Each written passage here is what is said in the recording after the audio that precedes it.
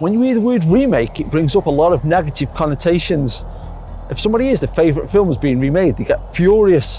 What about if I told you all your favourite movies are already remakes?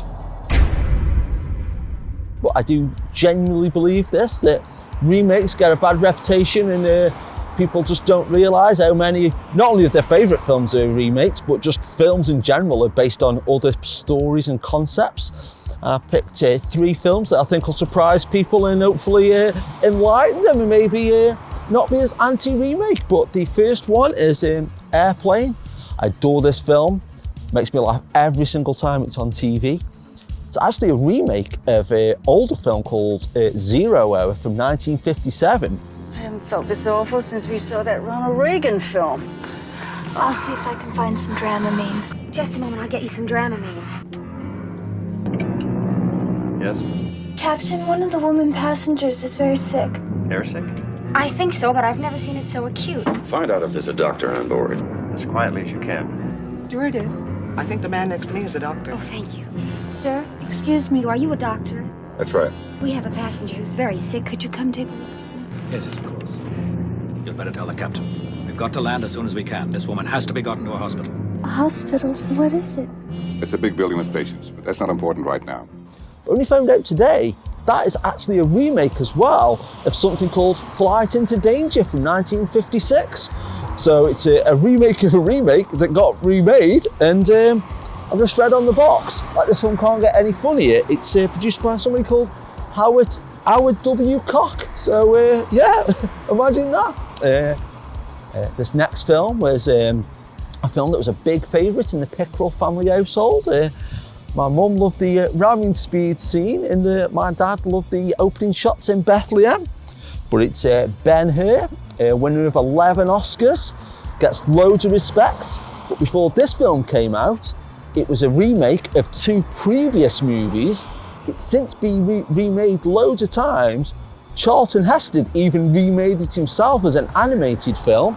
And that film company that always does dodgy remakes did a sequel to it called In the Name of Ben-Hur. And I had to rebuy it from CEX because I sold it one day when I needed some money. I felt like I'd sold a family heirloom, so it's back in the old family. And I think this one will be the most surprising to people. It's 1977 Star Wars, which is basically a remake of Hidden Fortress. Actually, the line Hidden Fortress almost gets said in this, but just gets cut off at the last second. Or given you clairvoyance enough to find the rebels' hidden fortress. The story is, like say, dead similar. It's about a princess that's going on an adventure. The story in Hidden Fortress is told from the lowest point of the 2 main characters, like C-3PO and R2-D2 in this. And as much as I love Star Wars, I'm a George Lucas apologist. Like now, if you just walked into this frame and just punched me in the face, I'd be like, "Hiya, George, I love you." If you really look at Star Wars, there's barely an original idea in it. It starts off like Flash Gordon. Actually, in fact, George Lucas wanted to remake Flash Gordon, but couldn't get the rights, and was like, "I'll do it anyway." Incorporates so many elements of Flash Gordon into Star Wars, like the ripple screens from the Phantom Menace from Flash Gordon, I believe. But Han Solo's basically a cowboy. The Jedis are basically samurais, and the Wookiees were originally from THX 1138.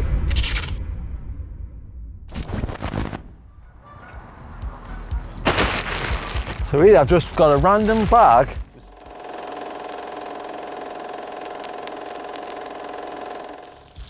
Here's The Money Pit, a brilliant Tom Hanks Shelley Long film that's based on that French film. Here's Tom Cruise, Vanilla Sky. It's based on that film. Open Your Eyes with Penelope Cruz in.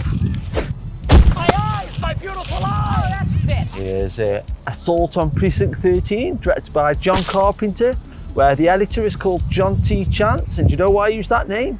Because it's John Wayne's character in Rio Bravo, and it's a remake of Rio Bravo, and it got remade again as Ghosts of Mars. This is one of the most surprising ones on the list. This is a James Bond film. Can you believe a James Bond film is a remake? a remake of Thunderball, because that's the only one they had the rights to, Kevin McClory, and it's got the same actor in as well.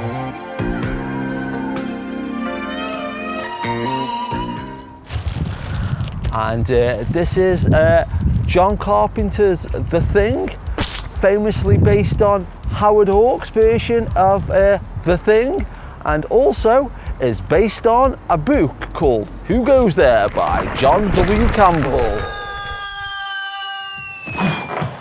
Oh, it's comment lever time. And as it is comment lever time, let's do this.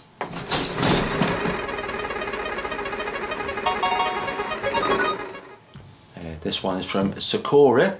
Your channel is literally my comfort place. You make me so happy. Love you.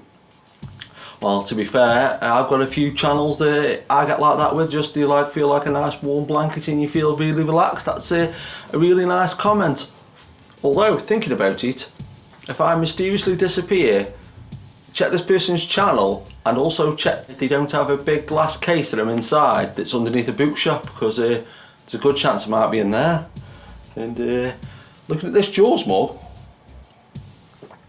and having a quick sip of coffee, it just reminded me I was in B&M and they got Jaws breakfast cereal, and I was just thinking, should I get some? And I didn't. I got the Back to the Future breakfast cereal instead. So there's my mistake for the day, and here's comment number 2.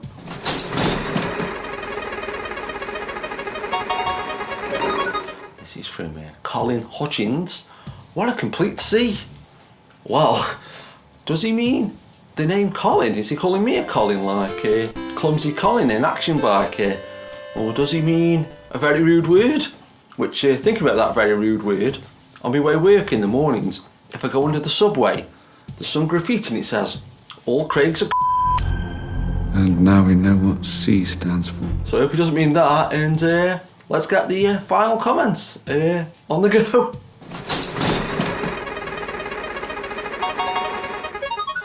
This one's from Alfie Blake. Shinobi is the best arcade game, in my opinion. Well, to be fair, Shinobi must be up there on the list of great games. You know, it's got ninjas in it, Marilyn Monroe, and Spider-Man. So, and a bonus level where you throw shurikens. So, what more do you want, really? Although the sequel has got a dog in it, so maybe it hasn't got everything. But thanks as always, and if you want a comment reading out, put it down below, and yeah, keep it locked. Thanks for watching The Legends of Cherry Hill. If you enjoyed this video, please leave a like and consider subscribing.